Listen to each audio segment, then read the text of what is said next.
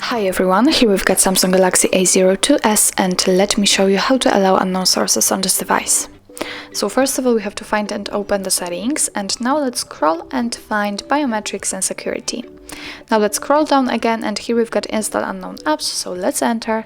And as you can see here, we've got the list of apps which are not allowed to install anything.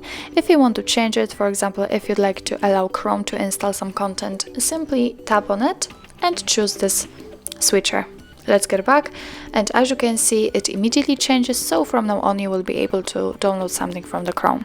The same situation will be, of course, for the other apps, I don't know, like messages. Simply tap on it and tap on the switcher here to activate it.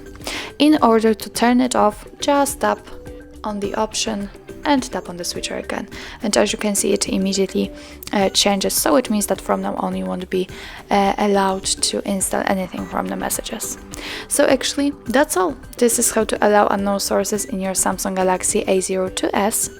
Thank you so much for watching. I hope that this video was helpful, and if it was, please hit the subscribe button and leave the thumbs up.